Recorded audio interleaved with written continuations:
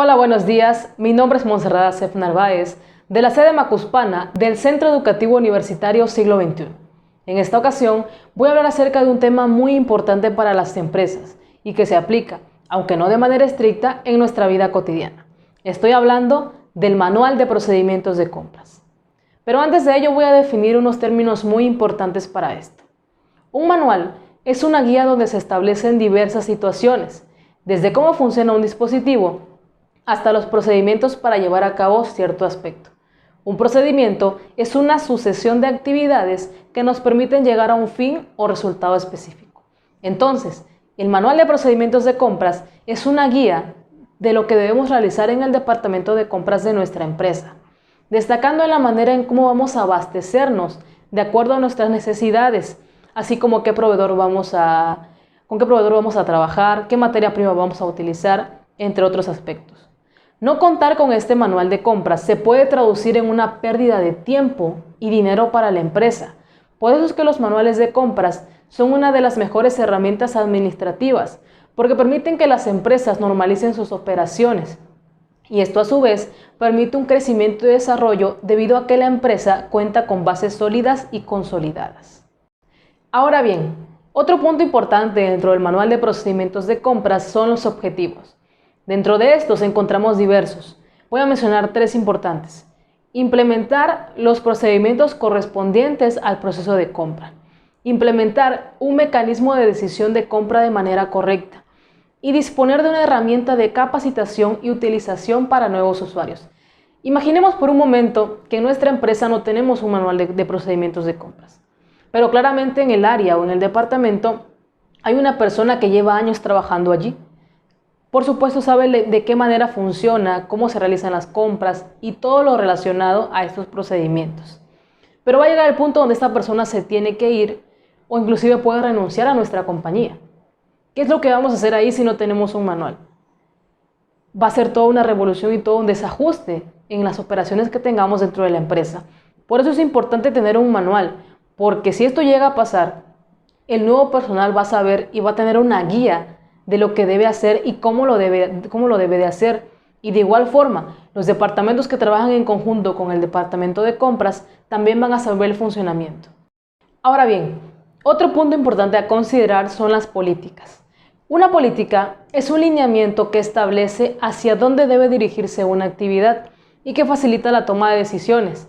Por ende, una política de compra es esa pauta o lineamiento que nos permite o que establece de qué manera vamos a comprar en nuestra empresa, qué proveedores vamos a elegir, qué materia prima vamos a utilizar, entre muchos aspectos que están relacionados a la planeación de las compras. Generalmente, estas políticas las establecen las empresas de acuerdo a su actividad, a su giro, a su misión, visión, objetivos y todo lo que tengan establecido con anterioridad. Y son importantes. Y también es muy importante mencionarlas en el manual de procedimientos. Lo siguiente es la estructura del manual de procedimientos de compras. Y a pesar de que las empresas son libres de elaborar sus manuales de acuerdo a sus necesidades, es importante mencionar los siguientes puntos que voy a explicar. Introducción, que es una breve descripción de lo que vamos a ver en el manual, lo que se va a encontrar y todo eso relacionado. Segundo, contenido, que son las divisiones del manual, áreas específicas, antecedentes del área o del departamento, responsables, etc. Tercero, índice, que debe ser lógico y secuencial. Cuarto, organización. Este apartado está relacionado a las responsabilidades dentro de la misma área de compras, así como los responsables de cada actividad o cada procedimiento dentro del área. El quinto es políticas, que es lo que ya mencioné anteriormente, los lineamientos sobre los cuales se realizan las compras. El sexto es procedimientos y es en su totalidad, o debe ser en un 80%, lo que va a estar plasmado en el manual. Es decir, cómo se debe pagar con cheque, por ejemplo, cómo se debe pagar a cierto proveedor, todas esas actividades que son necesarias dentro del área. El siguiente punto es el de instrucciones técnicas, que son métodos operativos que se utilizan dentro del área y que también deben explicarse y plasmarse en el manual. Lo siguiente, los boletines o los circulares. Los circulares son como medidas estrictas o preventivas que se deben aplicar dentro de ciertas áreas.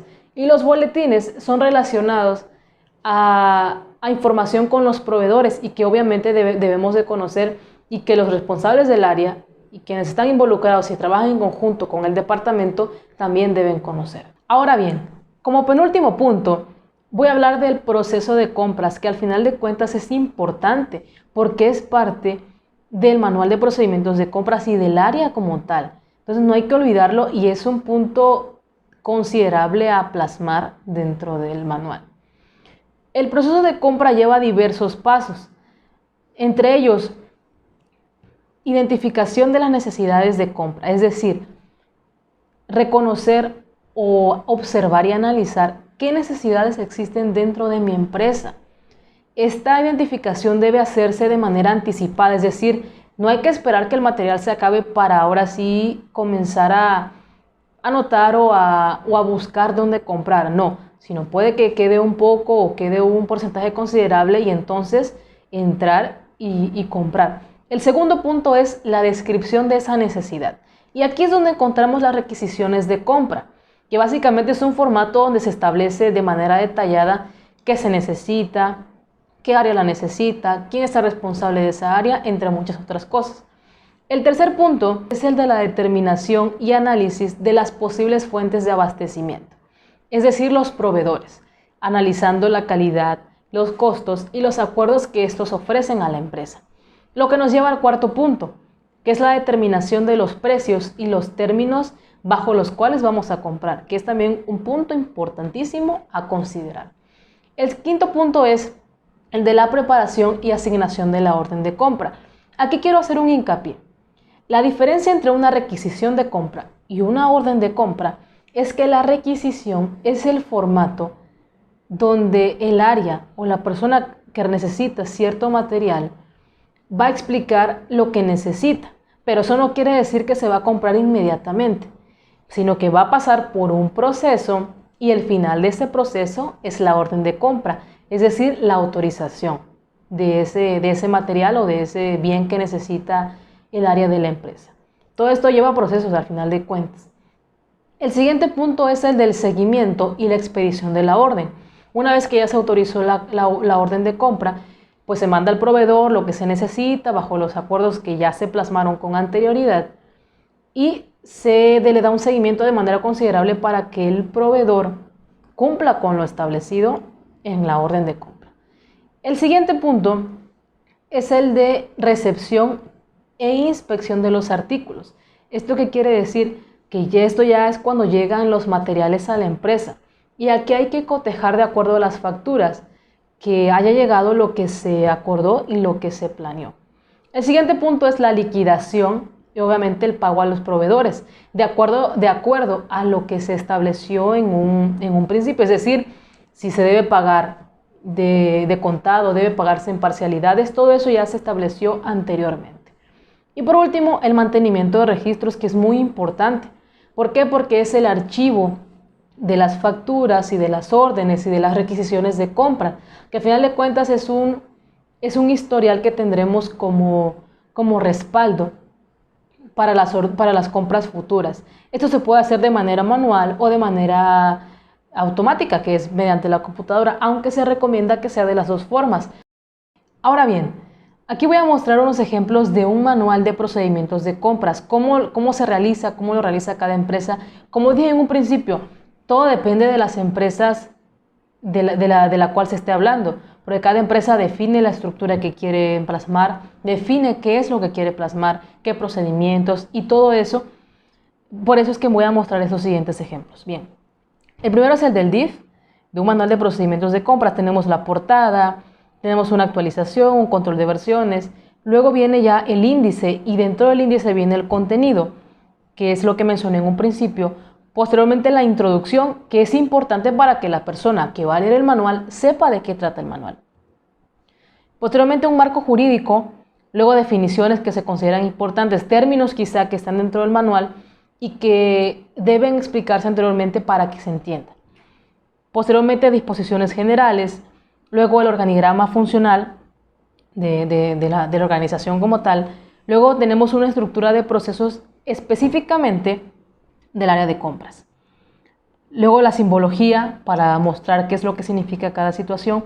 Y ya nos vamos directo a los procedimientos. Aquí tenemos un primer procedimiento que es la orden de compra.